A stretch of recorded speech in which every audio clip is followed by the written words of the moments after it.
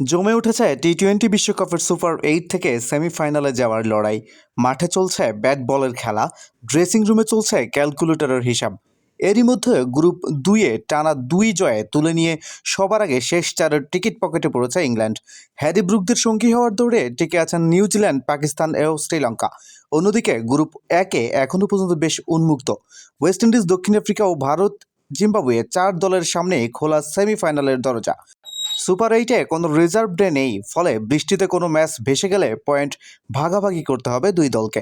এই পর্বের প্রথম ম্যাচেই যেমন বৃষ্টির কারণে পয়েন্ট ভাগাভাগি করেছে পাকিস্তান ও নিউজিল্যান্ড, ফলে শেষ পর্যন্ত একাধিক দলের পয়েন্ট সমান হওয়ার সম্ভাবনা আছে সুপার 8-এ।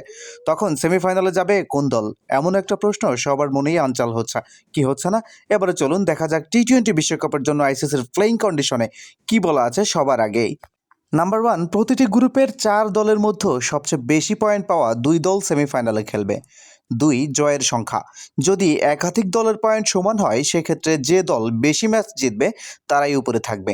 3, রান রেটের হিসাব।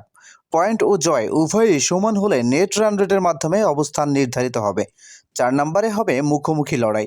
রান রেটেও যদি ফয়সালা না হয়, তবে দেখা হবে ওই 2 দলের নিজেদের মধ্যকার লড়াইয়ে কে জিতেছিল। আইসিসির র্যাঙ্কিং। এরপর যদি দলগুলোকে আলাদা করা না যায়, তাহলে দেখা হবে 6 ফেব্রুয়ারি 2026 পর্যন্ত আইসিসি টি-20 র্যাঙ্কিংয়ে কোন দল এগিয়ে ছিল। এরই বর্ধমান ধারায় নির্ধারিত হবে সেমিফাইনালের দৌড়ে কে এগিয়ে থাকবে। এদিক থেকে সর্বোপরি এগিয়ে আছে ওয়েস্ট ইন্ডিজ। দুর্দান্তভাবে কিন্তু কামব্যাক করেছে তারা এবং দুর্দান্তভাবে এগিয়ে আছে। যদিও জিম্বাবুয়ে পিছিয়ে আছে, তবে সম অধিকার আছে পাকিস্তানের জন্য। কি হয় দেখা যাবে পরবর্তীতে। এই আশা ব্যক্ত করে শেষ করছি। ধন্যবাদ সবাইকে, ভালো থাকবেন, আল্লাহ হাফেজ।